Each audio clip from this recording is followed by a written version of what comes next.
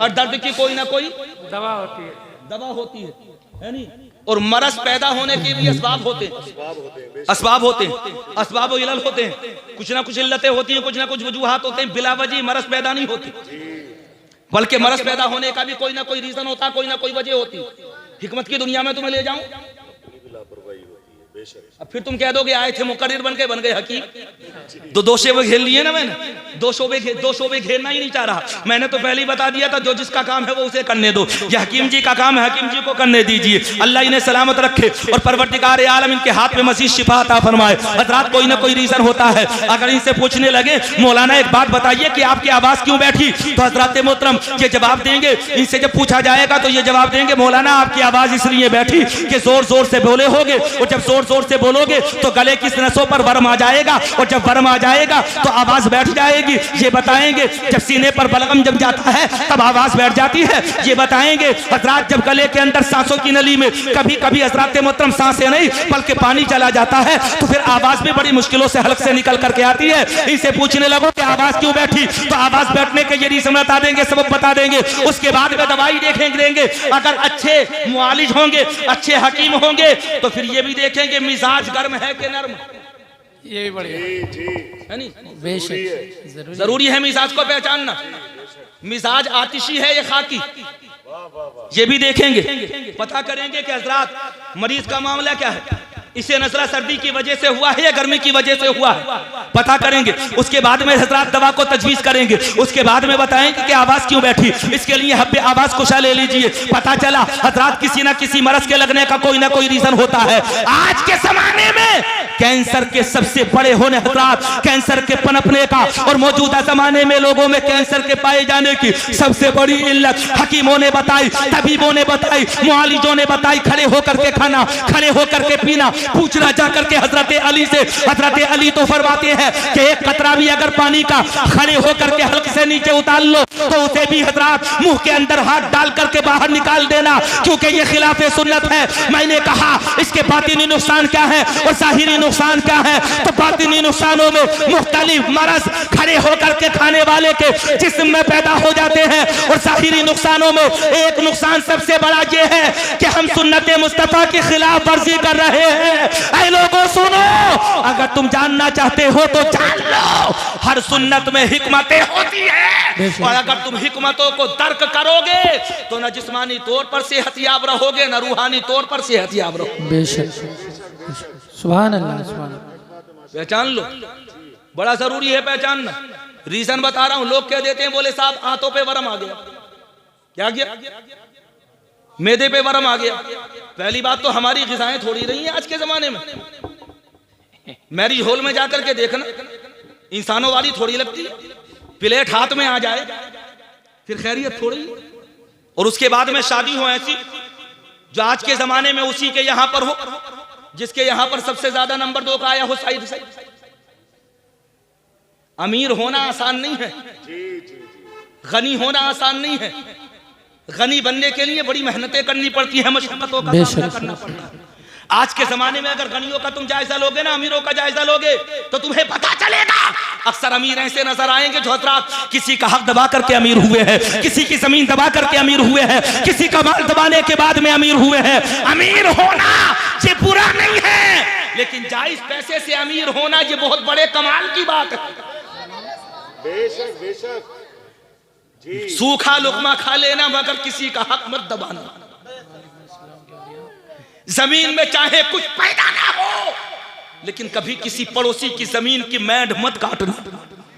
ये तुम्हारे लिए नसीहत है, इसके अलावा और क्या नसीहतें करके जाओ। मियाँ तुम दीवानगाने मुस्तफ़ा हो, मुस्तफ़ा के आशिक हो, सीने पर हाथ बार करके कहते हो कि हम नबी का दामन नहीं छोड़ेंगे, हज़रत आमीना के लाल का दामन नहीं छोड़ेंगे, मक्के वाले का दामन नहीं छोड़ेंगे, मदनी आका का दामन नहीं छोड़ेंगे। लेकिन उसके बाद में कभी अपनी जिंदगी का तुमने जायजा लिया? अरे जिस सुन्नत को तुम अदा कर सकते थे उसी सुन्नत को तुमने तर्क किया, और परसरे महफिल तुमने तर्क किया, लोगों के हुजूम में तुमने तर्क किया, सैकड़ों सरों के बीच में तुमने तर्क किया, और इस तरह से तर्क किया कि वही लुकमा जो तुम्हारे लिए बाईस से बरकत था वही तुम्हारे पैर के नीचे आया।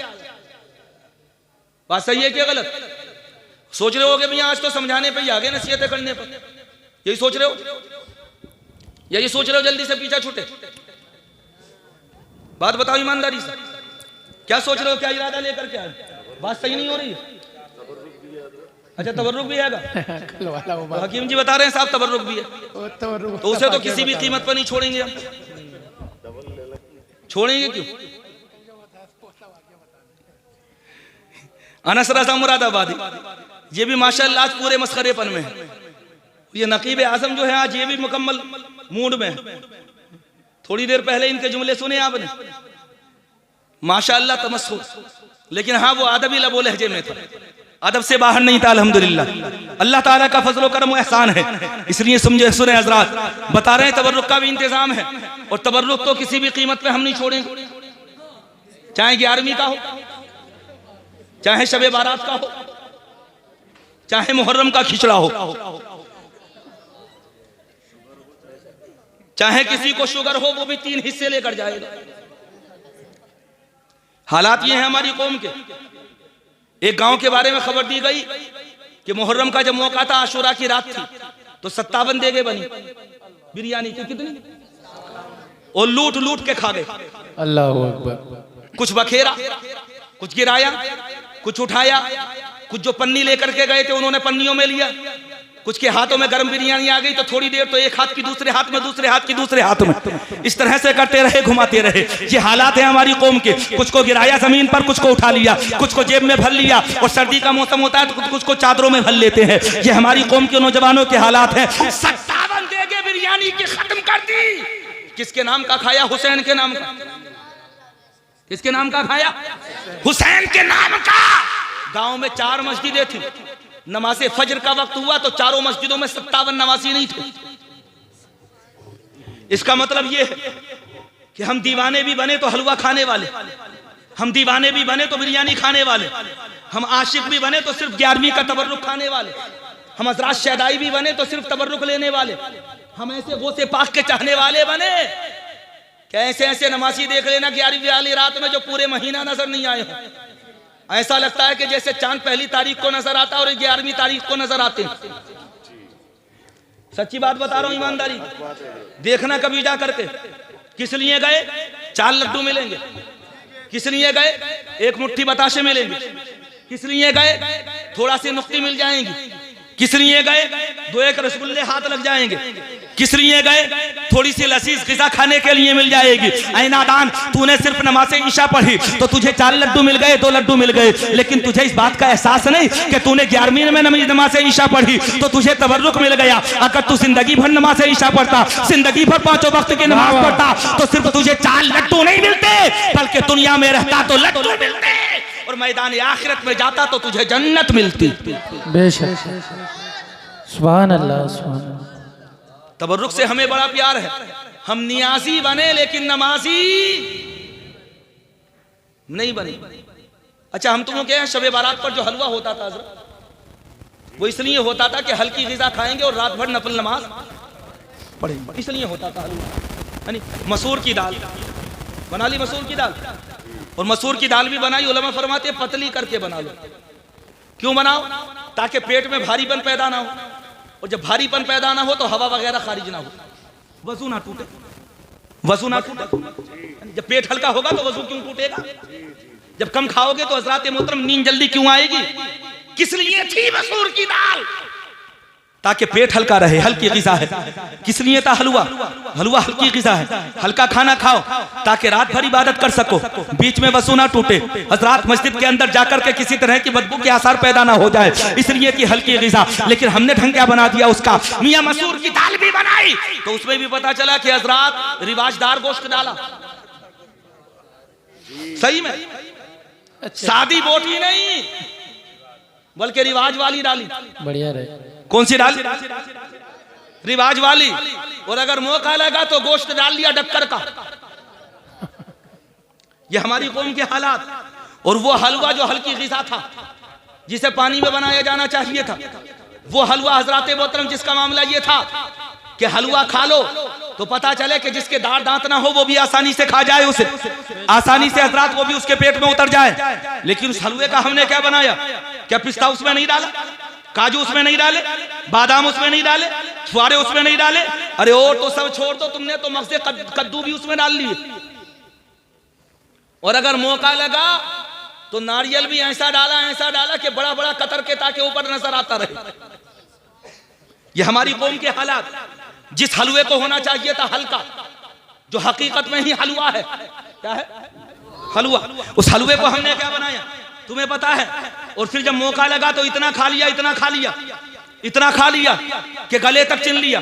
अब जब मस्जिद में पहुंचे दौड़ते हुए, और मस्जिद में पहुंचने के बाद इधर इमाम साहब ने कहा हज़रात अल्लाह अकबर, उधर इमाम साहब के पीछे जल्दी से दौड़ कर जा करके कहा मुंह मेरा काबे शरीफ की तरफ, पीछे इस इमाम के अल्लाह अकबर, और जल्दी से जाकर के नमाज को शुरू कर दिया। अभी 4 रकातें भी मुकम्मल नहीं हुई थी, पता चला पेट ने कहना शुरू कर दिया जल्दी चला जा। हज़रात नमाज ईशा के बाद में 4 फर्ज पढ़ने के बाद में जल्दी से बाकी नमाजें पढ़ना शुरू किया। और जल्दी से हज़रात जवान लड़कों ने तो दूसरे को पकड़ा, और दूसरे को पकड़ने के बाद में कहा था क्या इरादा है, तो कहने लगा बोले सोच के तो आया था 50 पढ़ूंगा, लेकिन चलो 10-10 पढ़ते हैं। 10-10 रकात नफल नमाज, सच्ची बात बता रहा हूं। बोले चलो 10-10 पढ़े लेते। 10 में भी जब नियत बांधी तो पता चला खा ही इतना लिया था कि 2-4 भी भारी पड़ गए।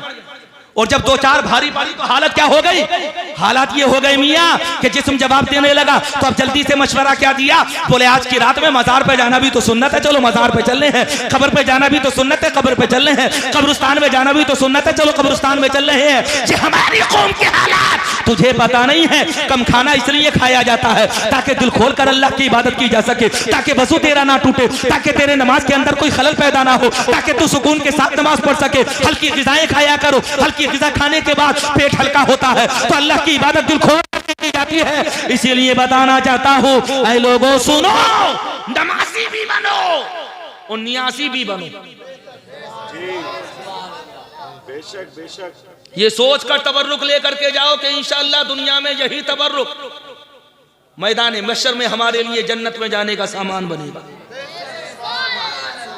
ये तो वैसे भी तबर्रुक है। उलमा से पूछो तो उलमा फरमाएंगे कि तबर्रुक होती है बरकत वाली चीज, जिसमें बरकत हो। तो फिर हाथ पार करने की जरूरत क्या, हाथ की सफाई दिखाने की जरूरत क्या। रात तकरीर कर रहे थे, ये जो कह रहे हैं ना कि रात वाला सुना दो, ये इसीलिए तो कह रहे हैं रात इन्होंने सुन लिया। रात इन्होंने सुन लिया जब मेरी तकरीर हो रही थी ना, तो उसी वक्त में अचानक जनरेटर बंद हो गया, जैसे यहाँ पर हुआ तो थोड़ी देर पहले। अब जैसे ही अंधेरा हुआ तो इमाम साहब ने मुझे बता दिया था, बोले हज़रत आज इमारत ही है बटने के लिए। अब जब इमाम साहब ने बता दिया, जैसे ही अंधेरा हुआ तो मैंने फौरन बहुत जल्दी कहा तेज आवाज में, बोले भाई अड़ोसी पड़ोसियों का और हाथों का भी ख्याल रखियो, कभी इमरतियों की पेटी आसपास में किसी जगह हो। हम कोई छोड़ते थोड़े ही हैं, सच्ची बात है ये, हंसने की बात नहीं, ईमानदारी की बात तुम्हें बता रहा हूं। जहां मौका लगा वहां हाथ साफ कर दिए। मियां ये तो महफिल मिलाद है, हम तो मस्जिदों तक में नहीं छोड़ते। मौका लगता है तो एक हिस्सा नहीं 4 ले लेते हैं। ये हमारे हालात हैं।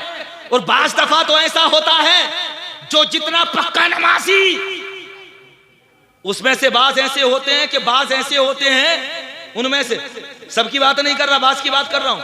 बाज ऐसे होते हैं कि उन्हीं में से हाथ साफ कर देते हैं, बोले साहब हिस्सा दो निकालो, जल्दी से निकाल दो, और जो कुछ बचा वो बांट लिया 4-5 में। ये हालात है हमारी कौम की। अच्छा नाइंसाफी तो नाइंसाफी है ना, चाहे तबर्रुक में हो वो भी नाइंसाफी, चाहे 11वीं की नियाज बढ़ते हुए हो वो भी नाइंसाफी तो नाइंसाफी होती है ना। नाइंसाफी मत करो, बेईमानी मत करो। अल्लाह ने तुम्हें ईमान वाला बनाया है तो तुम ईमानदार हो। दुनिया में तुम्हें साहिब ईमान कहा जाता है। मियां तुम बड़े साहिब मर्तबा हो, साहिब वकार हो। कुरान ने तुम्हें खैरा उम्मत कहा है, कुरान ने तुम्हें दूसरी उम्मतों में अफजल कहा है, कुरान ने तुम्हें फजीलतों वाला कहा है, कुरान ने तुम्हें अज़मतों वाला कहा। और तुम्हारी वजह से नहीं बल्कि मुस्तफा की वजह से कहा। और इसलिए कहा कि जब तक बिके न थे तो कोई पूछता न था, तुमने खरीद कर मुझे अनमोल कर दिया। मुस्तफा की वजह से ये इज्जतें मिली, और जब नबी की वजह से ये इज्जतें मिली हैं तो दुनिया वालों को ये बता दो कि नबी का दीवाना कभी बेईमान नहीं हो सकता। वो होगा तो ईमानदार होगा। खलफशारी दूर करो, तनासो दूर करो, तिफरका दूर करो, आपसी निशा दूर करो, अय्यारियां दूर करो, मक्कारियां दूर करो, एक हो जाओ। और दुनिया वालों को ये बता दो एक हो जाए तो बन सकते हैं खुर्शीद मुबीन, वरना इन बिखरे हुए सर्रों से क्या बात बने। दुनिया वालों को ये बता दो कि पहले तू हुस्न अमल, हुस्न यकीन पैदा कर, फिर इसी खाक से फिरदौस बरी पैदा कर। यही दुनिया के जो बुतखाना बनी जाती है, इसी बुतखाने से काबे की ज़मीन पैदा कर। और बंदगी यूं तो है इंसान की फितरत, लेकिन नाश जिस पे करें सजदे वो जभी पैदा कर। बेशक ऐसा इंसान बन जा कि दुनिया वाले खुद ये कहें कि ये मुस्तफ़ा का गुलाम है। बेशक यही पैगाम है, विलादत मुस्तफ़ा भी यही पैगाम देती है। रबीउल अव्वल शरीफ का महीना भी मुझे और आप हज़रात को यही पैगाम देता है। रात भर सुनो और नसीहत हासिल ना करो तो सुनने का तो सवाब मिलेगा, लेकिन अमल करने का सवाब नहीं मिलेगा। भाई दौर बड़ा पुरफितन है, बहकाने वाले हर कदम पर बहकाने के लिए तैयार खड़े हैं। ऐसे ऐसे शोबदाबाज कि जिन्हें देखने के बाद दुनिया में ही तुम एक नजर में धोखा खा जाओ और ये समझ बैठो कि ये वक्त का सबसे बड़ा वली है। ऐसा नहीं, बगैर नमाजों के कोई वली नहीं हो सकता। बगैर कुर्ब इलाही के मुझे हजरात किसे विलायत मिल जाएगी? अल्लाह का कुर्ब होगा तभी तो विलायत मिलेगी। विलादत मुस्तफ़ा ये पैगाम देती है कि नमाजी बनो। विलादत मुस्तफ़ा ये पैगाम देती है नौजवानों कि शराब को कभी मुंह के करीब तो क्या हाथ के करीब भी मत जाने देना। विलादत मुस्तफ़ा ये पैगाम देती है कभी मालदार बनने के लिए जुआ मत खेलना, ना गरीब बनने के लिए खेलना। हर हालत में हराम है ये मियां। जब हर हालत में हराम है, मेरा मतलब वो मकसद है क्या? तुम्हारी नियत में यही तो होगा कि पैसे जीतेंगे तो अमीर बन जाएंगे। नादान जुए की तरफ क्यों जा रहा है? अल्लाह ये इरशाद फरमा रहा है, दुनिया में अगर तू फेल हराम की तरफ जाएगा तो तेरे घर में कभी बरकत नहीं हो सकती। अगर तू वाकई साहिब सरबत बनना चाहता है, साहिब दौलत बनना चाहता है, तो अल्लाह से मांग करके देख, जो रोज़े असल से दे रहा है क़यामत तक अपने बंदों को अता फरमाएगा, लेकिन फिर भी उसके खजानों में कोई कमी नहीं आई। अगर मांगना चाहता है तो रब से मांग, इतना मिलेगा कि किसी दुनियादार के सामने हाथ उठाने नहीं पड़ेंगे। ये विलादत मुस्तफ़ा मुझे और आप हज़रात को पैगाम देती है। विलादत मुस्तफ़ा का एक अहम पैगाम ये है, ऐ नादान सुन, नियाज वाला भी बन और नमाज वाला भी बन। बेशक कलमा शरीफ पढ़ो, ला इलाहा इल्लल्लाह इल्लल्लाह मुहम्मद रसूलुल्लाह।